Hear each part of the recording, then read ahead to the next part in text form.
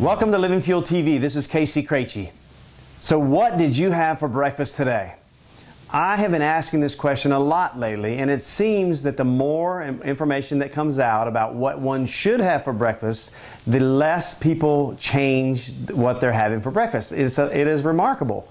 So I asked the question, what did you have for breakfast today? And what I typically receive is, oh, this morning I had a banana and a cappuccino, or I had a bowl of cereal, or I had nothing at all, or I went by the fast food restaurant and got a breakfast sandwich, and so on.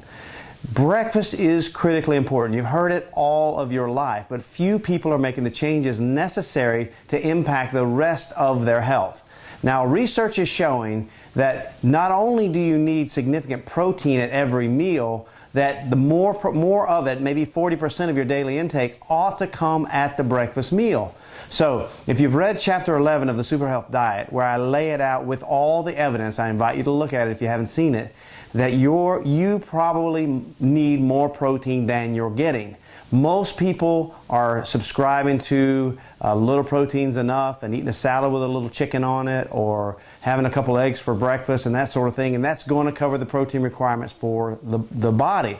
But the reality of it is, according to the research, that somewhere between half and all of your body weight, let's just say if you're 150 pounds, 75 grams would be the minimum protein requirement, up to as much as, or even more potentially if you're an athlete, of 1 gram per pound of body weight per day. So in the instance of a 150-pound person, that would be 75 to 150 grams of protein per day. So now if you use that example, 150 grams of protein in a day, and you're thinking about your breakfast meal ought to be at least a third of that, that means you're looking for 50 grams of protein at breakfast. Now each egg has 6 grams of protein. How many of those are you really eating for breakfast? So if you're having a bowl of cereal and a cup of yogurt and a glass of orange juice or a breakfast sandwich, or the things that people typically eat, then you are starving yourself for the necessary protein. Now the 50% protein, which is 75 grams a day on the 150-pound person,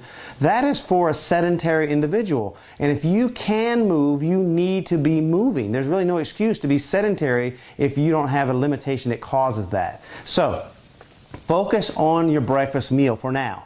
Now, we always talk about a high-protein super smoothie because the body requires a lot more than just protein or just carbohydrates to get you going in the day. So when you think about breakfast, you are setting up what you're going to eat for lunch. So if you have an insufficient breakfast or a high-carb breakfast like most people have, or just a touch of protein, you're going to have a late morning crash where you see all these commercials about the stimulant energy that can get you through to lunch and all that sort of thing. That would never be a problem if you established your breakfast. So if you start today and you focus in on, I'm going to have the best breakfast I possibly can, and that breakfast needs to include vitamins and minerals and protein and fiber and all the things. This is not just a throw a couple things together. Your body requires about 50 plus, 53, depending on how you slice them, essential nutrients in every day in order to thrive. If you're deficient in any one of those essential nutrients, I'm talking about essential vitamins, essential minerals,